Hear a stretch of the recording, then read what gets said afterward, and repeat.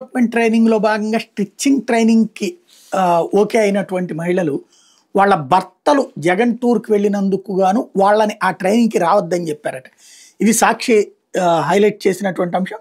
మాజీ సీఎం వైఎస్ఆర్‌సీపీ అధినేత వైఎస్ జగన్ సత్తెనపల్లి పర్యటన విజయవంతం కావడంతో ప్రభుత్వం కక్ష సాధింపు చర్యలకు పాల్పడుతుంది. సత్తెనపల్లి మండలం నందిగామ అడ్డ రోడ్డు సమీపంలోని డంపింగ్ యార్డ్ కేంద్రంలో బీసీ కార్పొరేషన్ ఆధ్వర్యంలో ప్రభుత్వం మహిళలకు ఉచిత టైలరింగ్ శిక్షణ ఇస్తోంది. సత్తెనపల్లి మండలం లక్కరాజు గార్లపాడు గ్రామానికి చెందిన కనుమూరు వనజ, నర్రా మల్లేశ్వరి ఈ శిక్షణకు వెళ్తున్నారు. అయితే గురువారం వైఎస్ జగన్ సత్తెనపల్లి పర్యటనలో వారి భర్తలు కనిపించారని టీడీపీ నాయకులు ఫిర్యాదు చేశారు. దీంతో ఇకపై శిక్షణకు రావద్దని నిర్వాహకులు నాగదుర్గ ఈశ్వరి ఆదేశించారు. దీంతో వాళ్ళు తీవ్ర మనస్తాపానికి గురయ్యారు. మల్లేశ్వరి కంటతడి పెట్టుకుని వెళ్ళిపోగా వనజ మాత్రం న్యాయ పోరాటానికి దిగింది. జరిగిన విషయాన్ని భర్త విశ్వేశ్వరరావుకి చెప్పి శుక్రవారం సత్తెనపల్లి ఎంపీడీఓ బండి శ్రీనివాసరెడ్డిని కలిసి వింతపత్రం అందజేసింది.